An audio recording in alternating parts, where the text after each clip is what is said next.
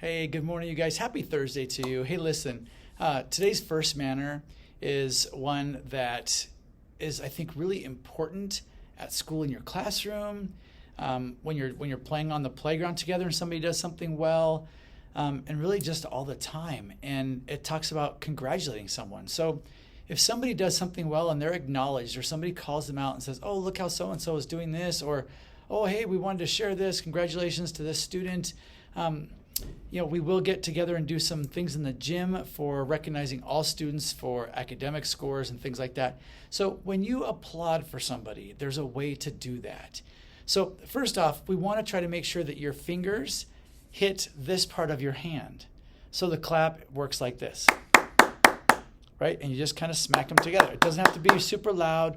We're not trying to outdo somebody else or go longer than somebody else. We just want to give a nice applause. Your applause should last for about 3 seconds. 3 seconds, that's not very long. 1001, 1002, 1003, and it's over, right? When you're on sports teams, sometimes they just do 2 claps.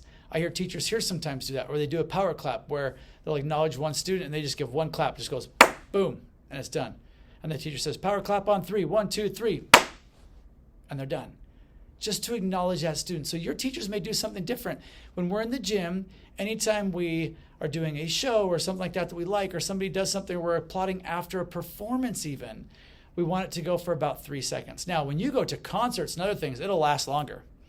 But here at school, we want it to be about 3 seconds. And in most places, even if you went to an awards dinner at a high school or at a middle school, because you guys will all get a chance to do that at some point in time, again, the applause should last for about 3 seconds. All right?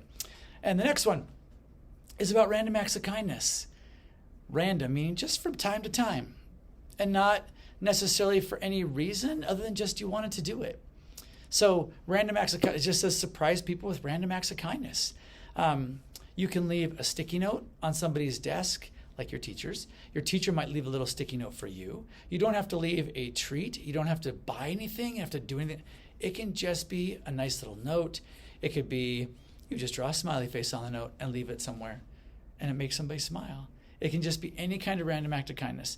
Your teachers probably did that when you first came in. They might have given each of you a pencil, or they might have given you something to have at your desk or something like that. And you just do it from time to time, just because. So surprise people with random acts of kindness. It just brightens up our day and makes the place a better place to be. And the last one is, you've probably seen people carrying something and they drop something, right? It happens. You've probably done it too. I know I certainly have. So if you see somebody drop something and you're nearby, you should try to come over and help them.